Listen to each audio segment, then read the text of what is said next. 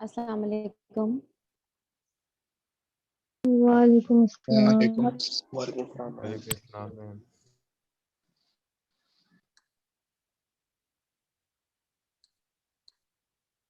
Give me your attendance, please.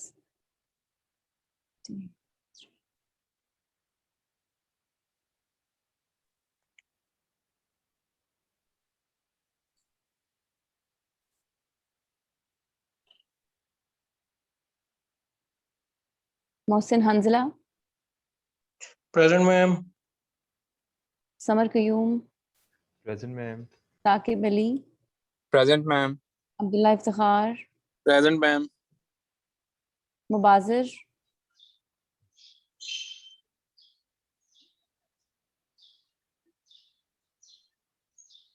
Adeel Qaiser, present. Adil Iqbal, present. Yes ma'am. Laiba, present ma'am. Mohammad Faizan, present.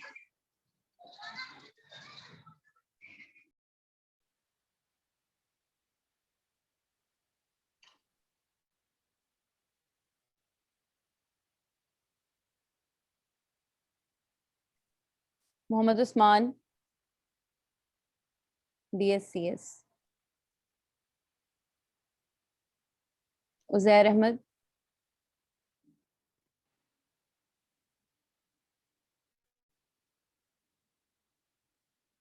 Uzair, Shiraz, present ma'am. Fazail Haider, present ma'am.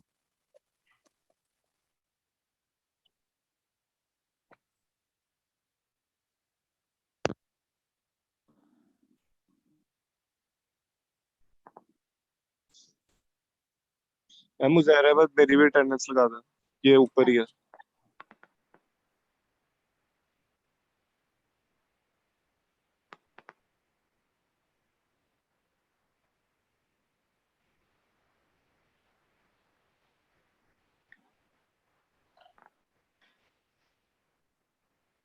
Abdullah from MCS. Aruba.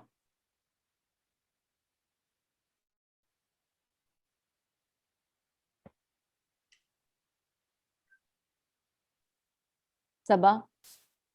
Present, Mariam. ma'am. Mariam Present, Abid. ma'am. Present, ma'am. Zainul Hassan. Present, ma'am. Arham Nasir. Present. Muhammad Umar. Present, ma'am. Asim. Present ma'am. Rahman. Present ma'am. Saad Ahmed.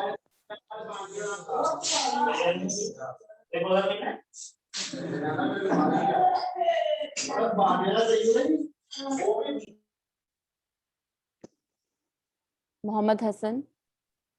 Present ma'am. Moeed Rahman. Present ma'am. Seher Mushtaq. Present, ma'am.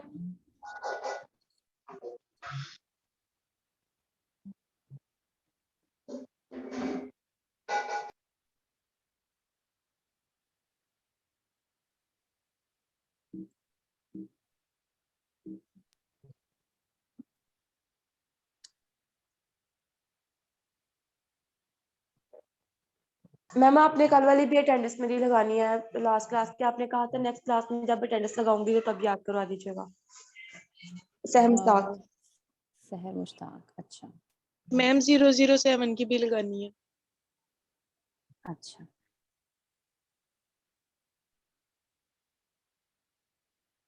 मुकद्दस. Present ma'am.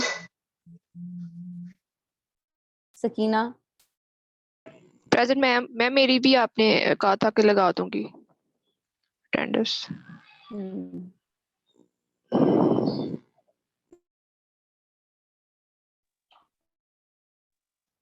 Okay. Hira.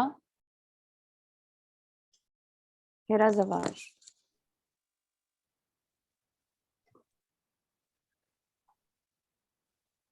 Bilal Sheikh.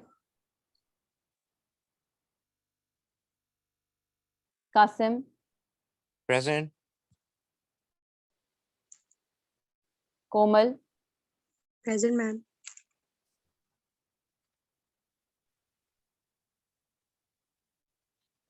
Aarzoo. Present, ma'am. Sehar Nisar. Present, ma'am. Asma Zafar. Present, ma'am.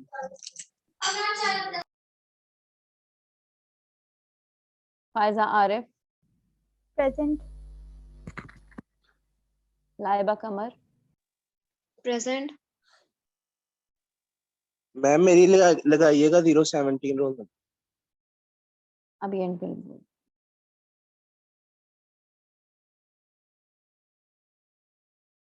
Rimsha Fatima. Present. Rimsha. Present. अच्छा ma'am मेरी को लगा दें 03। 03 Aruba. Ma'am और 017 0 Saad Ahmed. Yes ma'am. Done. और MCS में से किसी और की अटेंडेंस रहती है? डन. ओके.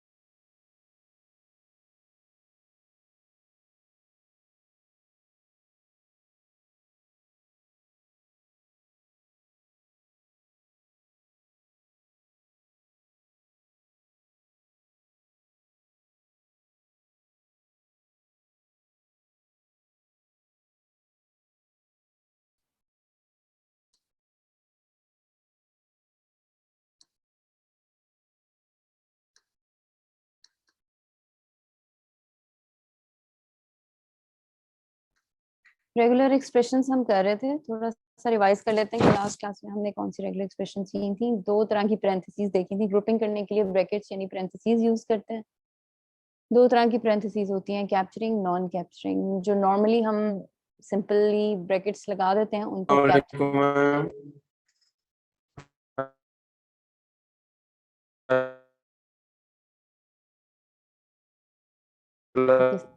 सॉरी हाँ जी, कौन है? किस मुझे आवाज नहीं आ रही आपकी प्रॉपर्ली।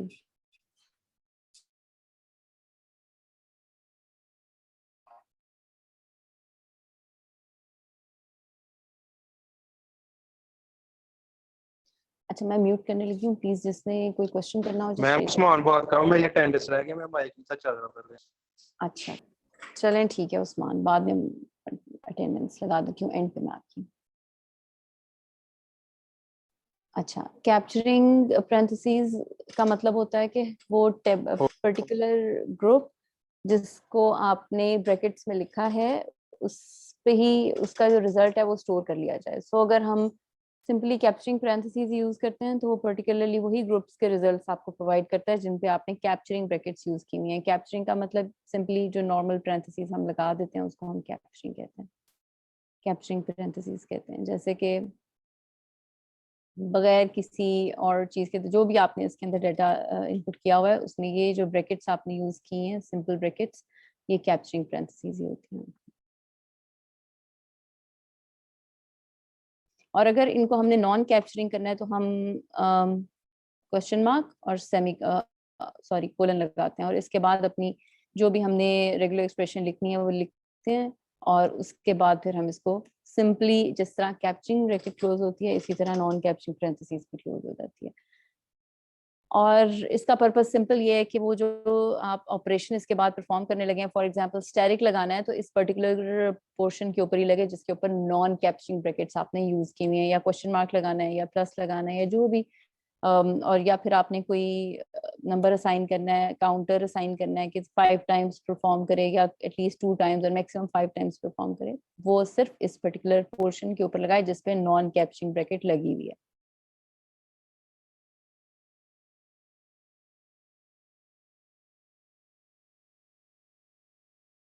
एग्जाम्पल स्क्रीन थी इसकी कुछ, और उसके बाद हमने स्पेशल कैरेक्टर्स कुछ देखे थे कि बैकस्लैश स्मॉल डी किस लिए यूज होता है, वो डिजिट्स ओनली के लिए, यानी अगर हमने स्क्वायर ब्रैकेट्स में 0 रेंज के लिए डैश और फिर 9 लिखा है तो इट मीन्स के 0 to 9 की बात की जा रही है। ये इक्विवेलेंट है बैकस्लैश स्मॉल डी के। और ये जो कैपिटल्स हैं ये अपने स्मॉल्स के ऑपोजिट्स हैं, यानी स्मॉल डी का मतलब है कि डिजिट्स ओनली, और इसी चीज को बिल्कुल नोट कर लें अगर हम तो कैपिटल डी है, यानी नॉट डिजिट्स, यानी डिजिट्स ना हो कुछ भी हो अदर देन डिजिट्स एनीथिंग। उसमें अल्फाबेट्स भी आते हैं, स्पेशल कैरेक्टर्स, स्पेसेस, सब कैरेक्टर्स आ जाते हैं। इसी तरह बैकस्लैश स्मॉल डब्ल्यू का मतलब है कि आपने अच्छा बैकस्लैश स्मॉल डब्ल्यू हमने भी किया नहीं था, ठीक है स्मॉल डब्ल्यू तक किया था, ठीक है। और स्मॉल डब्ल्यू का मतलब है कि अल्फा न्यूमेरिक्स की बात की जा रही है। अल्फा न्यूमेरिक्स में डिजिट्स भी आ जाते हैं 0 to 9, इसके अलावा अल्फाबेट्स आ जाते हैं A to Z, और इसके अलावा अंडरस्कोर आता है। अल्फा न्यूमेरिक की बेसिक डेफिनेशन में यही चीज 3 चीजें होती हैं, अंडरस्कोर, 0 to 9 डिजिट्स और A to Z स्मॉल या कैपिटल लेटर्स। ओके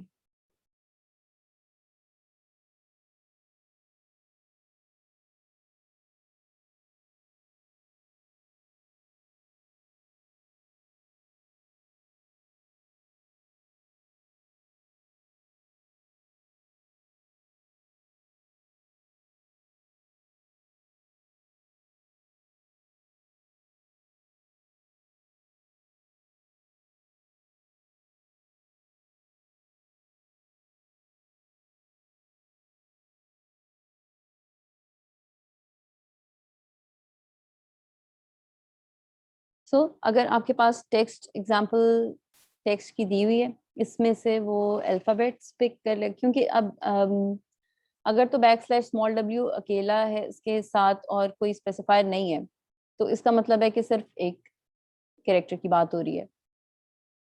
लेकिन अगर उसके आगे प्लस है तो इट मीन्स के कम से कम एक होना चाहिए, और इससे ज्यादा इनफाइनाइटली लॉन्ग कोई भी स्ट्रिंग हो सकती है जो कि इस कंडीशन को सेटिस्फाई कर रही हो, यानी अल्फाबेट्स हो, न्यूमेरिक्स हो या अंडरस्कोर हो, as long as these categories are included तो कुछ भी हो सकता है। इसके अलावा अगर कुछ आएगा तो वो वहीं पे टर्मिनेट हो जाएगी स्ट्रिंग चूज होना।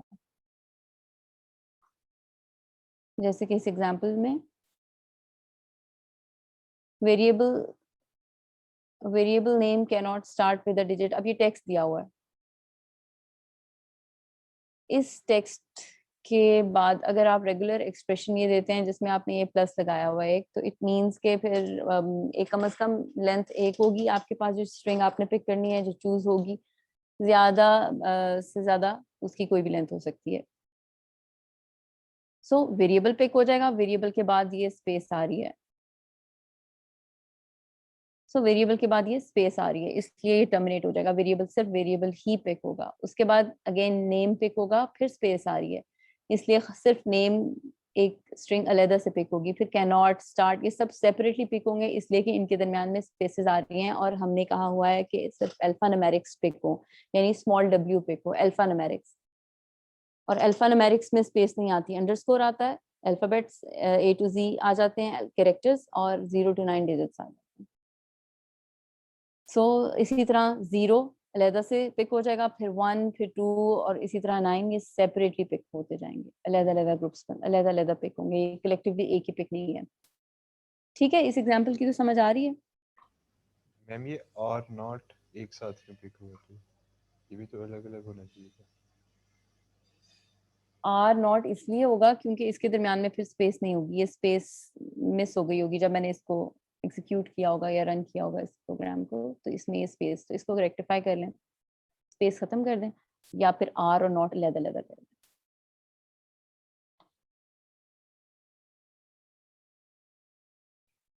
ठीक है, मूव करूं आगे में? ओके मैम ठीक है। So capital W again not हो जाएगा स्मॉल w का, यानी non alpha alphanumeric characters. उसमें non alphanumeric character, not alphanumeric means के अल्फा न्यूमेरिक ना हो, यानी अल्फाबेट्स ना हो, 0 to A to Z, 0 to 9 digits ना हो, और अंडरस्कोर ना हो, और इसके अलावा everything is acceptable, include space भी इंक्लूड कर देते हैं उसमें हम, इंक्लूडिंग स्पेसेस। सो स्पेसेस आ जाएंगी, ये सारी स्पेसेस पिक हुई हैं सेपरेटली, क्योंकि हर स्पेस के बाद एक अल्फा न्यूमेरिक आ जाता है, इसलिए सेपरेटली सारी स्पेसेस पिक हुई हैं। और ये डॉट्स पिक हो गए हैं, उसके बाद अंडरस्कोर मिस, आप नोटिस करें कि अंडरस्कोर नहीं है इसमें, और बाकी के ये जो स्पेशल कैरेक्टर्स का ग्रुप है, ठीक है, डॉट भी इंक्लूड हो गया इसमें। So non alpha numeric, capital ने नेगेट कर दिया है स्मॉल को, सो स्पेस पिक करने के लिए हम स्मॉल s यूज करते हैं, और प्लस इसलिए लगाया है साथ कि अगर तो एक स्पेस है तो भी रीड हो जाए, मल्टीपल स्पेसेस आ रही हैं तो भी वो रीड हो जाए। ठीक है, इसी तरह कैपिटल S का मतलब है कि स्पेस के अलावा सारे कैरेक्टर्स। ठीक है, तो अब इस पूरे जो टेक्स्ट है, इस पूरे टेक्स्ट में कहीं पे भी स्पेस नहीं थी, तो ये सब कैरेक्टर्स पिक हो जाएंगे, क्योंकि इस कैपिटल S का मतलब है नॉट स्पेस। तो ये सब डिजिट्स जो भी स्पेस के अलावा जो भी कैरेक्टर्स हैं उन सबको रीड कर लेगा, उन सबको चूज कर लेगा, मैच कर लेगा।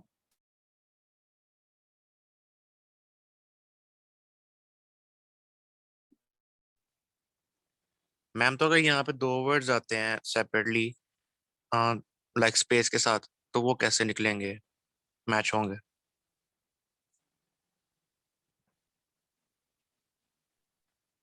दो वर्ड्स आते हैं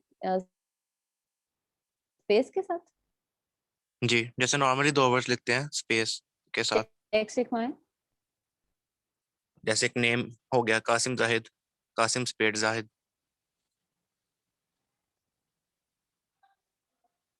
टेक्स्ट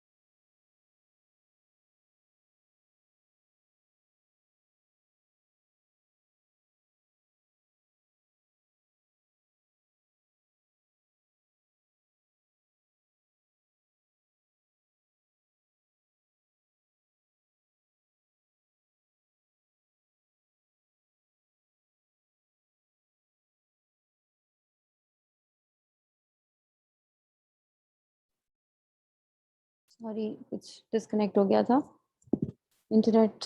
जी बताएं, आप कोई स्ट्रिंग लिखवा रहे थे, कोई टेक्स्ट लिखवाएं जिसको हम चेक करें। मैम हेलो वर्ड कर लें।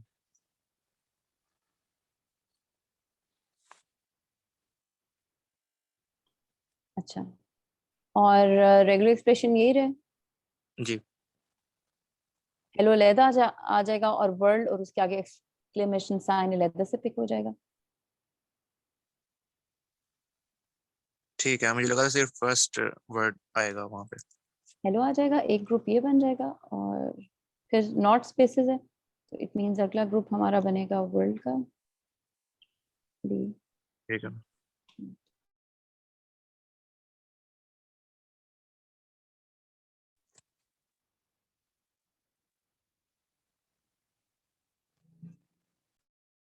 अच्छा, कुछ स्पेशल एंकर्स, पोजीशन एंकर्स, ये बहुत इंपॉर्टेंट हैं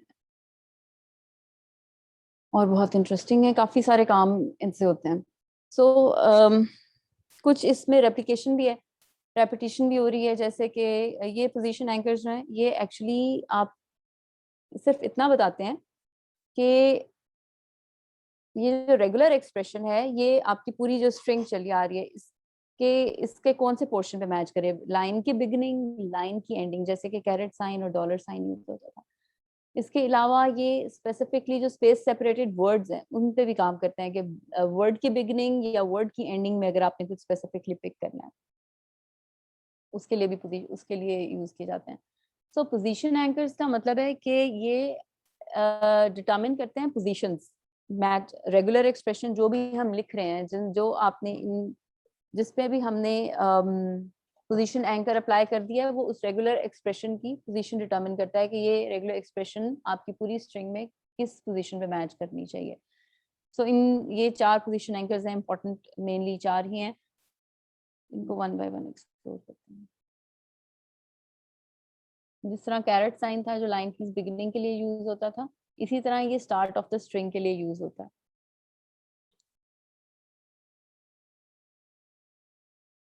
तो ये बैकस्लैश कैपिटल ए और आगे वेरिएबल, वेरिएबल का मतलब है ये एज इट इज मैच करे, और ये एज इट इज सिर्फ लाइन की बिगिनिंग में अगर आ रहा है तो ही मैच करे, दरमियान में कहीं आ जाता है या लास्ट में कहीं आ जाता है तो वो पिक नहीं करना उसने। फॉर अब एग्जाम्पल अगर चेंज करें तो इस भी हो सकता है कि कोई आपने इस तरह की बनानी है स्ट्रिंग के, अच्छा हर लाइन की बिगिनिंग में अगर द आ रहा है तो बस वही वाला द पिक हो, जो दरमियान में द आते हैं उनको पिक ना करे। तो कुछ अगर इस तरह से अगर आपको इस तरह की रिक्वायरमेंट है तो वो इस तरह से फुलफिल हो जाती है कि हम बैकस्लैश ए यूज कर लेते हैं, या फिर अगर कैरेट साइन यूज करना है तो कैरेट साइन लगा के पूरा वेरिएबल लिख लें, वो भी ठीक है, इस तरह भी हो जाएगा और उस तरह भी हो जाएगा। ये backslash b, small b, small b ये बहुत इंपॉर्टेंट है। इंपॉर्टेंट बात इसमें ये है कि ये वर्ड पे काम करता है, ये पूरी स्ट्रिंग पे काम नहीं करता। ये जो वर्ड है ये बहुत यूजफुल है इस सेंस में कि ये एक्चुअली वर्ड की बिगिनिंग में या वर्ड की एंडिंग में जो स्ट्रिंग है उसको रीड कर लेता है। अगर तो हमने इसको लगाया हुआ है स्ट्रिंग के एंड पे, रेगुलर एक्सप्रेशन के एंड पे, तो इसका मतलब है वो एंड ऑफ द वर्ड की बात की जा रही है उसमें।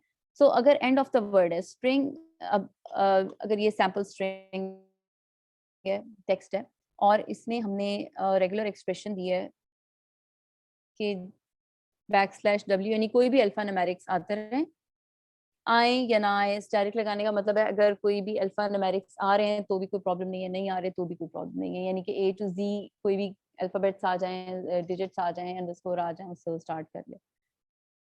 लेकिन लास्ट में आईएनजी आए।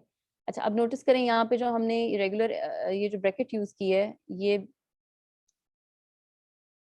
इसको नॉन कैप्चरिंग करना जरूरी है। अगर आपने इसको नॉन कैप्चरिंग नहीं किया तो ये इसमें से सिर्फ आईएनजी पिक करके लेके आएगा, जैसे कि ये, क्योंकि ये ब्रैकेट्स ये जो ब्रैकेट आपने यूज किया यहाँ पे हम यूज कर रहे हैं, अगर तो हमने इसको कैप्चरिंग रखा है, simply as it is use कर लिया है, कैप्चरिंग रखा है, तो इसका मतलब है कि इस पूरे ग्रुप में से सिर्फ ing ही पिक होके आएगा। अगर हम इसको ये नॉन कैप्चरिंग कर लेते हैं तो इट मीन्स कि वो फिर पूरी स्ट्रिंग पिक होगी।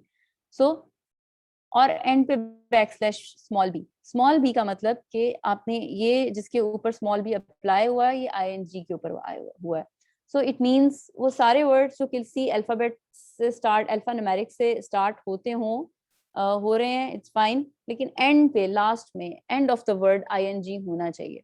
सो नोटिस करें कि आपके पास जो स्ट्रिंग है, मेन स्ट्रिंग जो टेक्स्ट है, उसमें से स्ट्रिंग का ये ing खाली पिक हो क्या आ रहा है, ये वर्ड पूरा ing पे एंड हो रहा है और यहाँ पे ing ही आ रहा है, इसलिए कि हमने यहाँ पे कैप्चरिंग पैरेंथेसिस यूज कर ली है। इसी तरह मैम ये इसकी जरा भी समझ नहीं आई।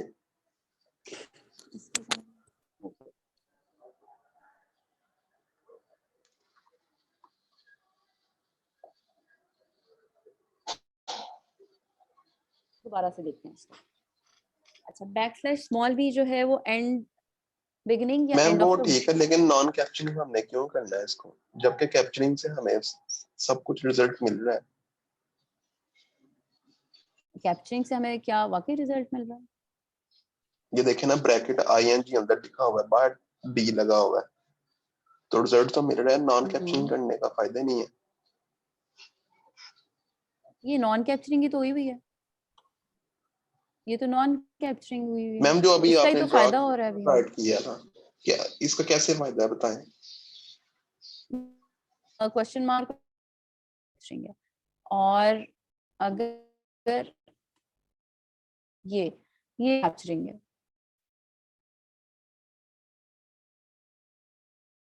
ये ब्रैकेट सिंपली यूज हो गई है, ये कैप्चरिंग हो रही है, और आप देखें कि ये सिर्फ ing ही इसमें से पिक हो क्या आ रहा है, खाली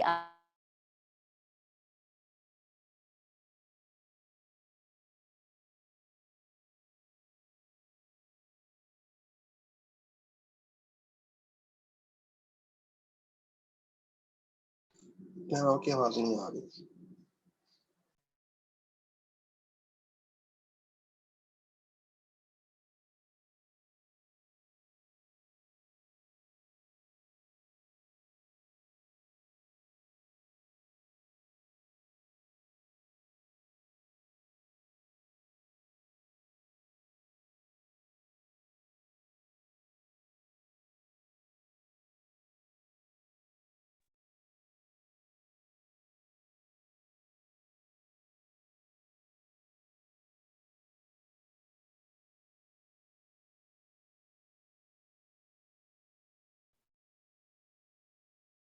आई होप आपको प्रॉब्लम ना हो।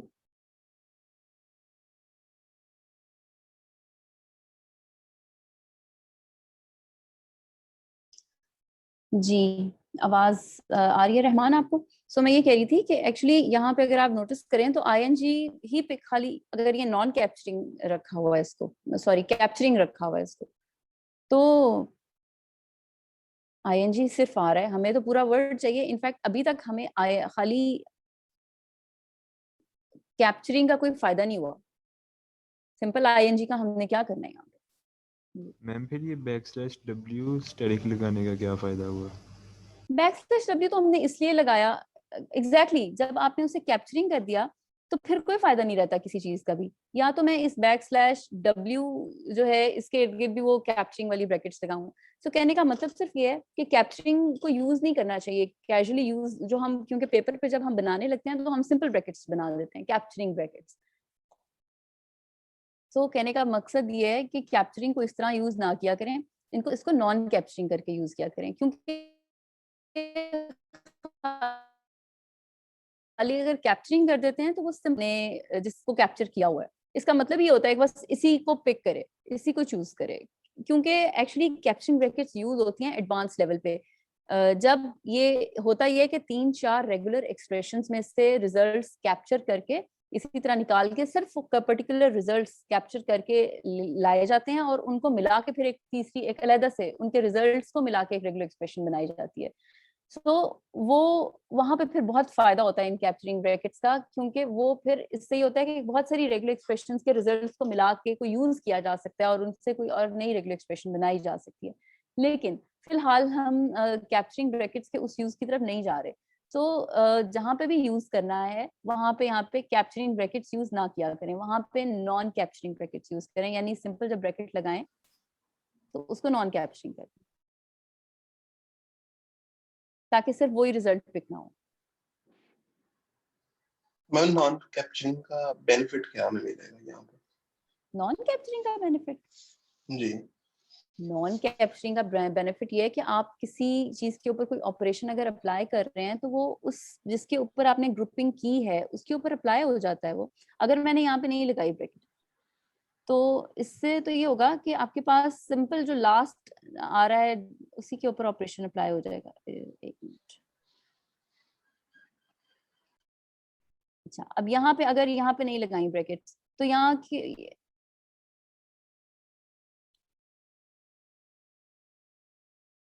ये ब्रैकेट्स नहीं लगाई तो आपको क्या,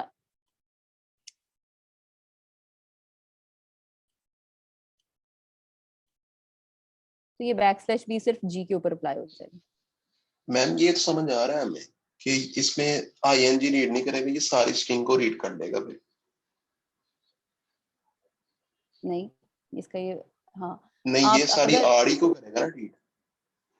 नहीं, ये बैकस्लैश बी अगर आप नहीं लगाएंगे तो खाली जी को रीड कर लेगा। ये जो जी खाली जी को रीड करेगा, हमें चाहिए आईएनजी का रिजल्ट। हम चाहते हैं आईएनजी आईएनजी पे लगा। ठीक है, तो ये क्वेश्चन मार्क क्यों लगाना है फिर? अगर हम सिंपल ब्रैकेट्स लगा लें तो?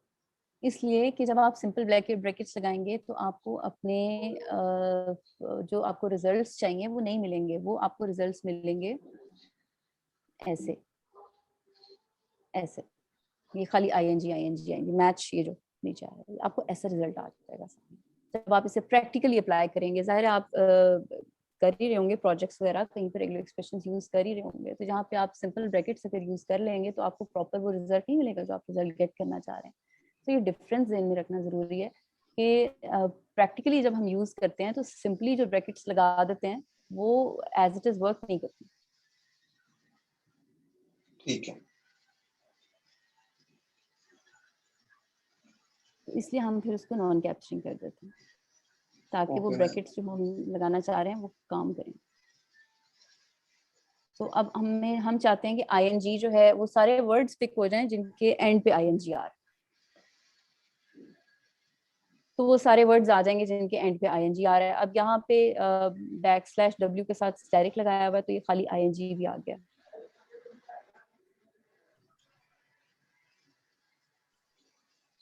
मैम ये देखें, अगर वैसे तो समझ में आता है कि अगर ब्रैकेट्स ना लगाए जाएं तो बी खाली रीड करेगा जी को, खाली रीड करेगा जी को, हाँ जी को रीड करेगा। ब्रैकेट्स लगा लें तो आईएनजी को, लेकिन मोस्ट प्रेफरेबल आप कह रही हैं कि ज्यादा प्रेफर इसको नॉन कैप्चरिंग है।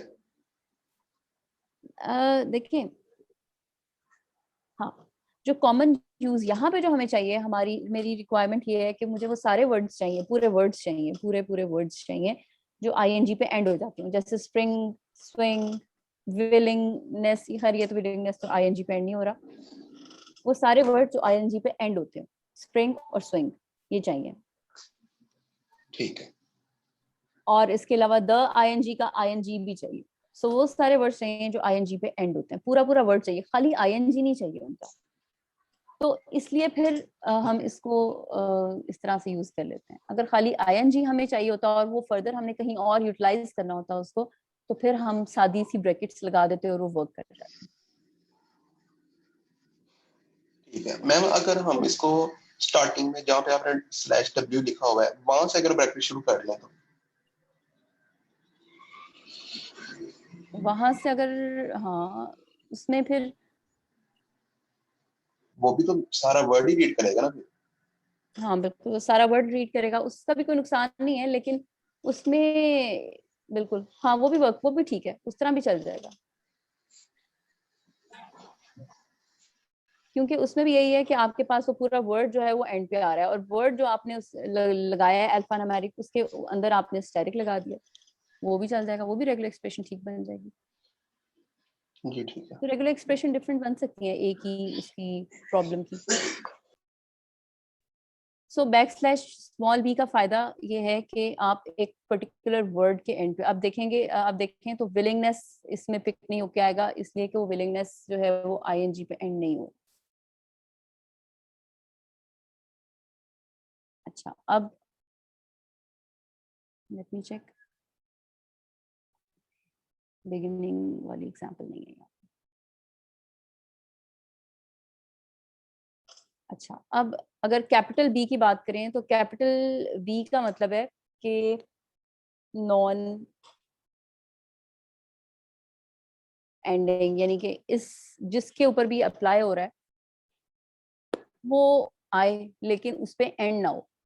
तो अब इसमें से मतलब आईएनजी आए टेक्स्ट में, वर्ड में जरूर आ रहा हो, लेकिन वर्ड जो है आईएनजी पे एंड ना हो रहा हो, यानी कि नॉट एट द बिगिनिंग और end of the word. So अगर एंड पे लगा है तो not at the end of the word. So आप नोटिस करें, अगर हम देखें तो यहाँ पे विलिंग, खाली विलिंग ही पिक होके आ रहा है, क्योंकि विलिंग एक ऐसा, विलिंगनेस एक ऐसा वर्ड है जो कि जिसमें विलिंग आईएनजी आ तो रहा है लेकिन आईएनजी पे ये एंड नहीं हो रहा। सो कैपिटल बी जो है वो नॉट कर देता है स्मॉल बी को, यानी कि आईएनजी पे एंड ना हो, आईएनजी आए टेक्स्ट में लेकिन उस पे एंड ना हो। सो उसका आना कंपल्सरी है। अगर ये रिस्ट्रिक्शन ना होती तो ये इज, एट, इट्स, ये सब पिक हो जाते हैं क्योंकि ये सभी आईएनजी पे एंड नहीं हो रहे। लेकिन रिस्ट्रिक्शन ये है कि आपके पास जो टेक्स्ट जिस पे अप्लाई किया है वो आपके पास वर्ड में हो लेकिन एंड पे ना हो, क्योंकि ये पोजीशन एंकर है। ये सिर्फ पोजीशन डिटरमिन करता है कि आईएनजी, वैसे हम कह रहे हैं अगर हमने ना लगाया हो तो इट मींस कि आईएनजी आए, लेकिन अगर हमने पोजीशन एंकर साथ लगा दिया तो हमने ये कहा है कि पोजीशन के आईएनजी आए लेकिन एंड ऑफ द वर्ड ना आए, सिर्फ उसकी पोजीशन डिटरमिन की है। ये चीज समझ आ रही है? थोड़ी सी कॉम्प्लिकेटेड थी। मैम ये स्टार्ट पे भी लगा सकते हैं? हाँ बिल्कुल, स्टार्ट पे भी लगा सकते हैं। स्टार्ट का मतलब होगा कि अब ये स्टार्ट में आए, या इस केस में आईएनजी आए लेकिन स्टार्ट पे ना आए, कैपिटल बी के केस में।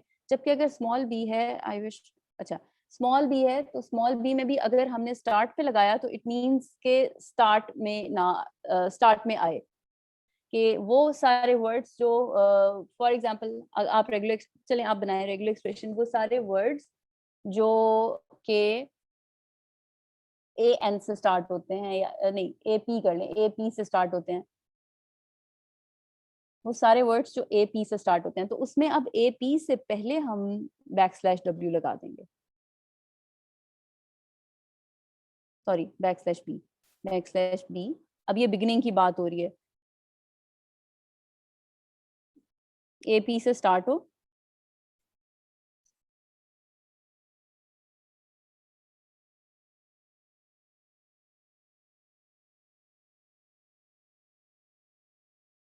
उसके बाद कोई भी अल्फा न्यूमेरिक आ जाए।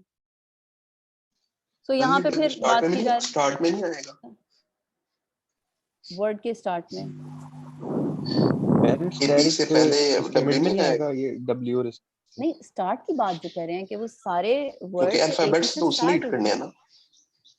किसने? नहीं नहीं, देखें जब हम इसे स्टार्ट में लगा देंगे तो इसका मतलब फिर ये आएगा कि स्टार्ट में वो कुछ भी रीड कर ले, कोई भी अल्फा न्यूमेरिक के बाद, बी के बाद, बैकस्लैश बी के बाद तो आएगा कि ओके ये ऑपरेशन, ये जो पोजीशन एंकर है ये हम किसके ऊपर अप्लाई कर रहे हैं? एपी पे, कि एपी, हर वो वर्ड जो एपी से स्टार्ट होता है, ठीक है, उसके बाद फिर कोई भी अल्फा न्यूमेरिक आ जाए।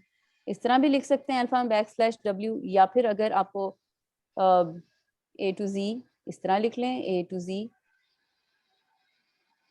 0 to 9 और अंडरस्कोर, ये सब कुछ ऐसे लिख लें और उसके आगे इनपुट डायरेक्ट लगाएंगे। ये अल्फा न्यूमेरिक इक्विवेलेंट है इसके, बैकस्लैश स्मॉल डब्ल्यू इसके इक्विवेलेंट है, वो लगा लें या ये लगा लें। इसका मतलब है कि ए कोई भी अल्फा न्यूमेरिक इसके बाद में आ जाए, that doesn't matter.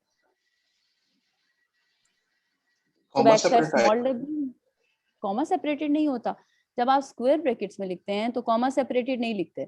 Square brackets में जो भी चीज आप लिखते हैं वो ऑटोमेटिकली कॉमा सेपरेटेड कंसीडर होती है, और के साथ कंसीडर होती है, उसमें मैंने कॉमा देखा लगाएंगे। A to Z एक लोअर केस है और A to Z एक हाई केस है, और फिर डिजिट्स आ रहे हैं, इनको तो बिल्कुल। कॉमा सेपरेट होना चाहिए ना। हाँ इंशाल्लाह हम अपना कंपाइलर बनाएंगे तो हम ऐसे ही करेंगे, लेकिन एक्चुअली ऐसे होता नहीं है। अब अगर आपने इसमें ABC लिख दिया है इसके अंदर, तो इसका मतलब ABC का मतलब होता है A और B और C। अब यहाँ पे तो हम कोई कॉमा सेपरेटेड काम नहीं कर रहे, यहाँ पे इसका क्या मतलब है, कोई कॉमा नहीं लगाया तीनों के दरमियान में, लेकिन इसका मतलब है A और B और C, तीनों में से कुछ भी पिक हो जाए। ठीक है? यस मैम, ठीक है। तो अगर हम इसके बाद इसमें लगाते हैं A to Z, A to Z, 0 to 9, तो यहाँ पे Z के बाद कॉमा लगाने की जरूरत नहीं है, इनफैक्ट लगाना ही नहीं है, उसका सिंटैक्स गलत हो जाएगा, वो आपको comma as a literal pick होना शुरू हो जाएगा। इसका मतलब ये होगा कि आप कॉमा अलाउ कर रहे हैं कि अगर कहीं कॉमा आता है उसको भी रीड कर लो। सो इसका मतलब A और B और C, B अप टू और Z,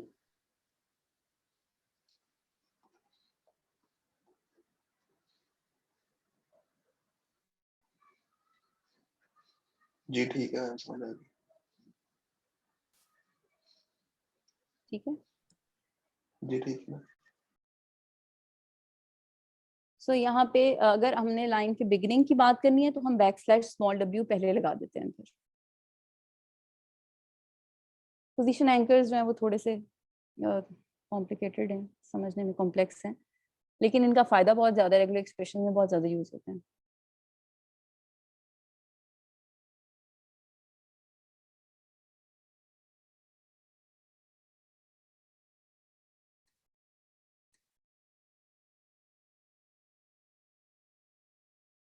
ये \Z जो है ये वही काम करता है जो कि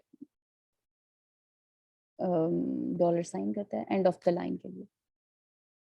सो $साइन यूज कर लें या \Z यूज कर लें, एक ही रिजल्ट मिलेगा आपको। जो लोग NLP पे काम कर रहे हैं अगर, तो उनको हो सकता है जरूरत पड़े रेगुलर एक्सप्रेशंस की। NLP के प्रोजेक्ट्स आपकी क्लास में मैंने देखे थे कुछ। Yes ma'am. अच्छा, अब ये बेसिकली जो बेसिक जो सारे पोर्शंस थे, जो सेट थे रेगुलर एक्सप्रेशन में, जो जिनसे मिलके पोजीशन एंकर्स और जो क्लासेस जिनको मिला के रेगुलर एक्सप्रेशंस बनती हैं, वो यही हैं, बेसिक यही हैं।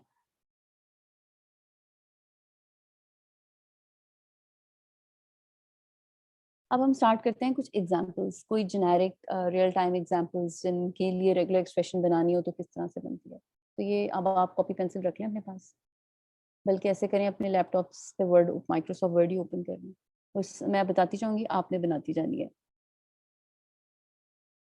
Let me open the file.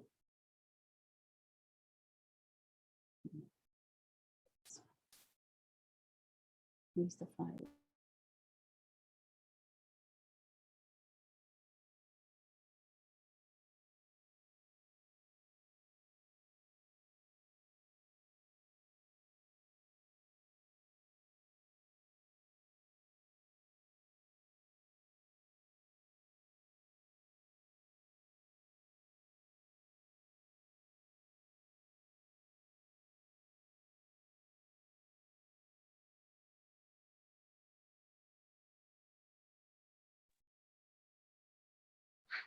Ma'am ये क्या चीज है? ये क्या चीज़ है, ये क्वेश्चन है। ओके, चलें। Write a regular expression to match valid operating system file names. Such a file name consists of any sequence of characters other than this set. यानी आपने ऐसी रेगुलर एक्सप्रेशन बनानी है जो वैलिड फाइल नेम्स पिक करे, और ऐसी file name pick करे, वो सारे फाइल नेम्स पिक होके आ जाएं जिसमें बस ये कैरेक्टर्स ना आते हो, बाकी सारे कैरेक्टर्स आते हैं। बनाएं जरा।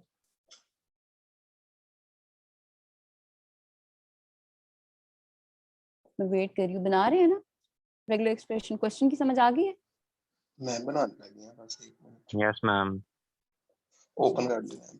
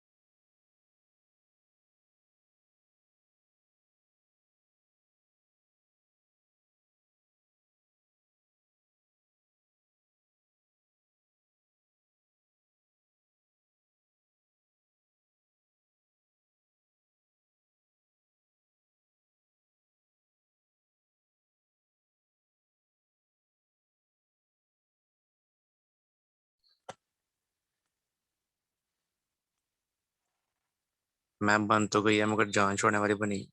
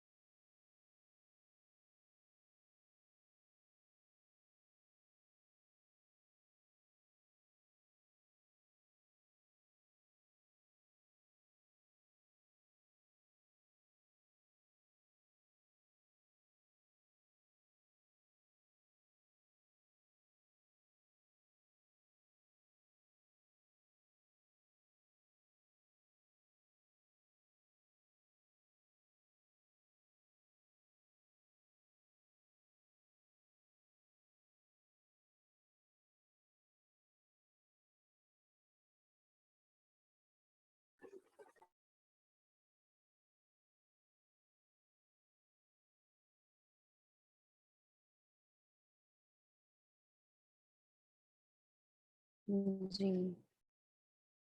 अम, करेंगे स्क्रीन शेयर, किसी ने बनाई होगी रेगुलर एक्सप्रेशन।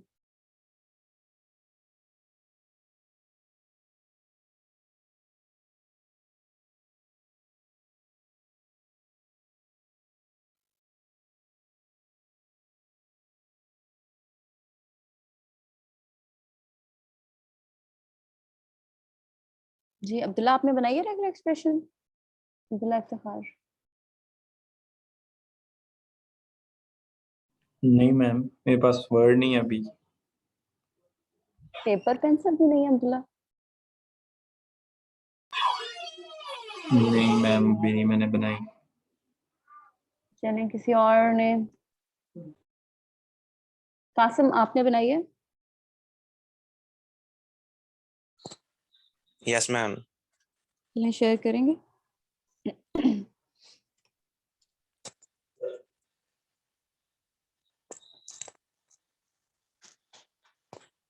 मैम ये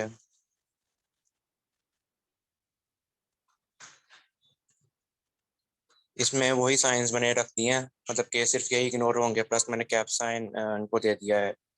अगर मैं यहाँ से कैप साइन को अंदर करूँगा, ब्रैकेट, आई थिंक यहाँ पर वर्क करेगा, ऐसे वर्क करेगा ये। अच्छा, ये स्टैटिक है शुरू में? Yes ma'am. और स्टैटिक क्यों है? सभी वर्ड्स को चेक करने के लिए, लाइक पूरी स्ट्रिंग को। पूरी स्ट्रिंग को चेक करने के लिए।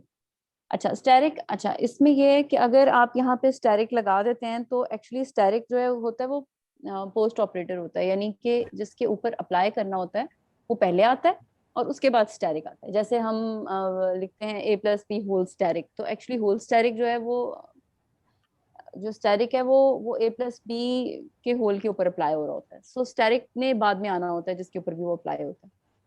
तो मैम इसके साथ \w नहीं आएगा? बैकस्लैश w में सारे अल्फा न्यूमेरिक्स आ जाएंगे, जबकि हमने कहा कि अल्फा न्यूमेरिक्स के अलावा for example ma'am special character वो रीड ना करता, \w नहीं करता, लेकिन हमने ओ, स्पेशल कैरेक्टर सारे तो इग्नोर नहीं करने। हमने तो जैसे कि डॉलर साइन है, @ का साइन है, डॉट का साइन है, और भी स्पेशल कैरेक्टर्स, एक्सक्लेमेशन वाला साइन है, कुछ इस तरह के कैरेक्टर्स हम चाहते हैं अलाउड है। मॉडुलस का साइन है, ये सब अलाउड तो साइंस वो हैं मैम हम ब्रैकेट्स के अंदर लिख दें फिर? जो रह गए हैं। जी, स्पेशल कैरेक्टर्स जो हैं। अच्छा स्क्रीन ऑफ कीजिएगा।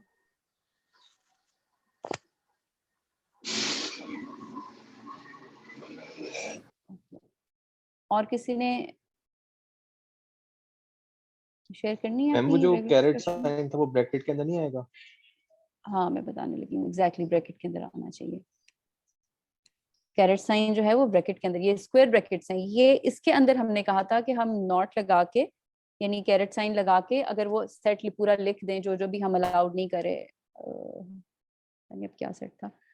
Static, question mark, colon, I guess ये चीजें थी। सो ये चीजें अगर नॉट लगा के हम इसके अंदर लिख देंगे तो इसका मतलब है नॉट दिस, यानी इसके अलावा कुछ भी। तो इसके अलावा फिर अल्फा न्यूमेरिक भी आ जाते हैं, स्पेस भी आ जाती है। इसके अलावा फिर वो डॉलर और वो @ मॉडुलस, हैश साइन, ये सब आ जाते हैं, क्योंकि सिर्फ यही नॉट हो रहे हैं, बाकी हम कह रहे हैं इसके अलावा सब एक्सेप्ट करें, डॉट, स्पेस, सब। अच्छा अब मैम अगर ये पूरा लिख हमने दें ऐसे ही एक्सप्रेशन। लिखे, अगर हमने इतना लिखा है तो ये सिर्फ एक करेक्टर मैच करके आएगा। हम चाहते हैं कि एक करेक्टर मैच ना हो, लॉन्गेस्ट प्रीफिक्स मैच हो, यानी एटलीस्ट एक और मैक्सिमम जितने मर्जी, तो हम इसके आगे लगा देते हैं प्लस लगा देंगे, ठीक है। यानी फाइल का नाम तो सिंगल करेक्टर भी हो सकता है, तो हम इसके आगे प्लस लगा देते हैं।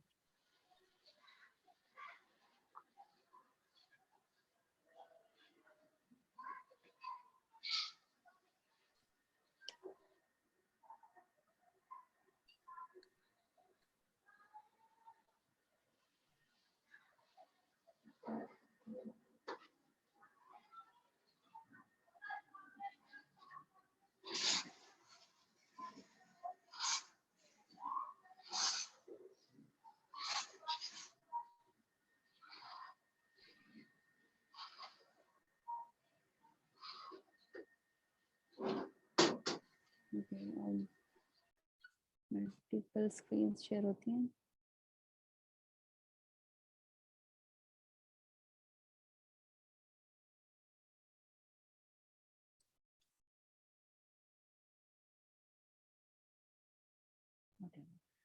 अच्छा, नेक्स्ट क्वेश्चन करते हैं. इसमें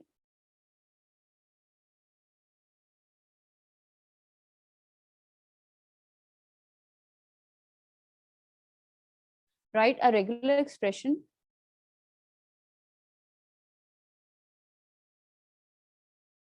that match the string that represents the name of an IP address in dotted quad notation.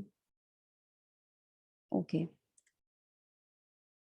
Make sure that 4 fields are numeric and each field, if at least of length 1 and at most 3. Okay, अब इसमें mainly हमने regular expression से related matching करनी है. ऐसी IP address की matching करनी है. आईपी एड्रेस यानी क्वाड नोटेशन डॉट सेपरेटेड होनी चाहिए, यानी 3 डॉट्स से सेपरेटेड होंगी, जिस तरह हमारा आईपी एड्रेस यूजुअली होता है. अच्छा, अब आईपी एड्रेस की तो रिस्ट्रिक्शन होती है कि 255 से बड़ा नंबर नहीं हो सकता. हम उस रिस्ट्रिक्शन को इग्नोर करेंगे. हम कहेंगे कि 3 डिजिट नंबर कोई भी आ जाए वो एक्सेप्ट कर ले. 255 से ग्रेटर भी 999 तक कोई भी डिजिट एक्सेप्ट करा देते हैं. सो बस ध्यान इस चीज का रखना है. ऐसी रेगुलर एक्सप्रेशन बनाए जो कि क्वाड डॉटेड क्वाड नोटेशन हो, और make sure that 4 fields are numeric fields हो, और each field is at least of length 1. कम से कम लेंथ 1 हो हर फील्ड की, और एट मोस्ट लेंथ 3 हो. सो कहने का मतलब ये कि 1 लेंथ डॉट सेपरेटेड जो 4 फील्ड्स हैं वो 3 डिजिट नंबर मैक्सिमम हो सकती हैं, और स्मॉल या कम से कम 1 डिजिट नंबर हो सकती हैं. क्वेश्चन की समझ आ रही है? Yes ma'am. ठीक है, चलें फिर इसके लिए रेगुलर एक्सप्रेशन बनाएं.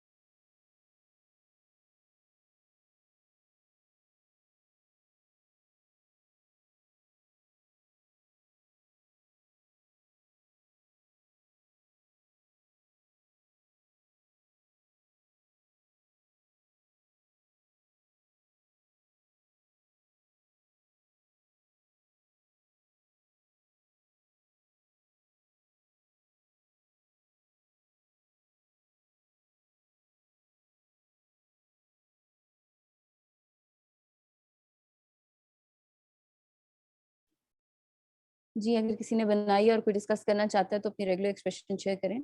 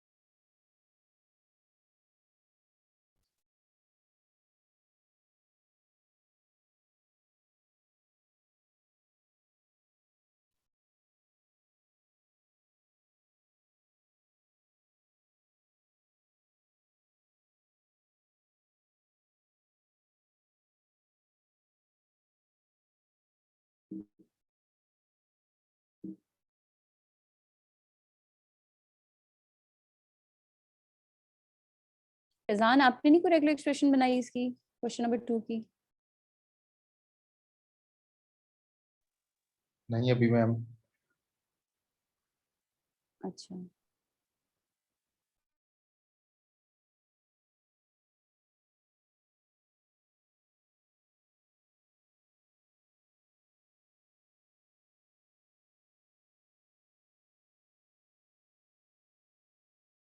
समर आपने बनाई है? मैम बना रहा हूँ अभी। Okay.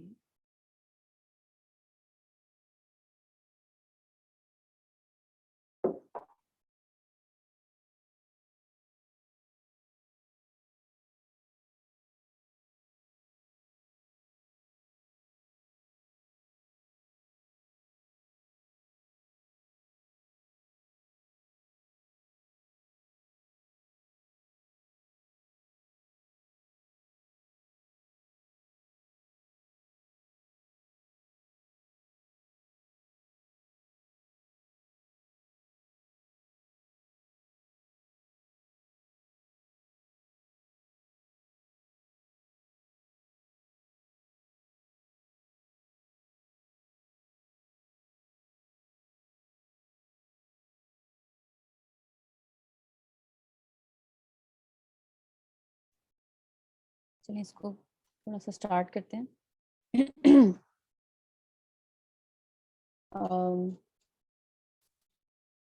सो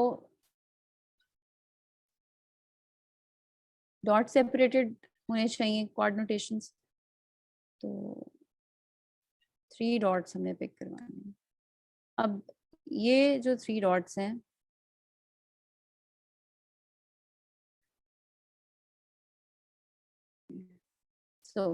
इस डॉट से पहले हमने कहा कि डिजिट पिक \d आ जाए, स्मॉल डी का मतलब 0 to 9 डिजिट्स, या फिर अगर आपने स्क्वायर ब्रैकेट्स में 0-9 लिखा है वो भी ठीक है। अच्छा अब कितने डिजिट्स? एटलीस्ट 1 और एट मोस्ट 3। मैम यहाँ पे हमें प्लस नहीं आ सकता किसी तरह? प्लस का मतलब हो जाएगा फिर वो 3 से 1 2 3 4, वो तो फिर 5000 भी आ जाएगा, उसमें 3 डिजिट ओके से बड़े ठीक है। नंबर्स आ जाएंगे, 1000 आ जाएगा। सो हम इसीलिए रिस्ट्रिक्ट करें कि डिजिट 3 डिजिट होना चाहिए, कम से कम 1 डिजिट और मैक्सिमम 3 डिजिट। इसी को मैं कॉपी कर देती हूँ कि डॉट के बाद भी यही, अगेन दूसरे डॉट के बाद भी यही, और लास्ट डॉट के बाद भी। लेकिन लास्ट में देखें रेंज ही 2 है। अच्छा क्या कह रहे हैं आप? लास्ट में रेंज 2 है मैम। नहीं, ये एक एग्जाम्पल या एक सैम्पल स्ट्रिंग है जो यहाँ पे लिखी हुई है, लास्ट में भी नहीं है। Make sure that 4 fields are numeric, हमने \d लगाया जिसका मतलब है कि न्यूमेरिक्स ही होंगे, and each field is of at least length 1, कम से कम 1 लेंथ और ज्यादा से ज्यादा लेंथ 3 होनी चाहिए। उसके इसमें लिए 2 भी आ हमने, सकती है।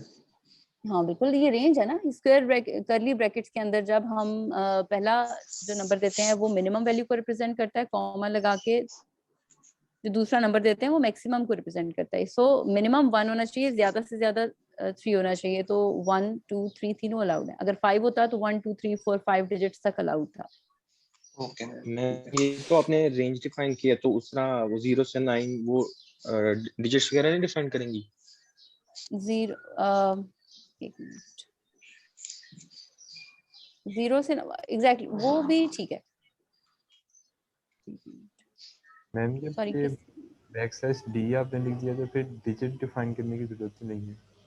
नहीं, वो एक ही यस बात मैम। है, आप उस तरह लिखते हैं या इस तरह लिखते हैं, यानी आप इस तरह करते हैं। इसकी अगर आपको ये अच्छा नहीं लग रहा तो आप इस तरह भी लिख सकते हैं, 0 to 9 रेंज 1-3 रेंज, और और इसी तरह \डॉट। हाँ बिल्कुल इस तरह लिख दें और इसको कंटिन्यू कर दें बाकी सब के साथ, ये भी वैलिड, ये भी ठीक है। यस मैम ऐसे ही। तो बस इसको जरा कस्टमाइज कर देते हैं कि 0 to 9 आप इस तरह लिख दें या फिर क्लास \d की यूज कर लें, एक ही बात है, इक्विवेलेंट हो जाएगा। ठीक है जी मैम ठीक है।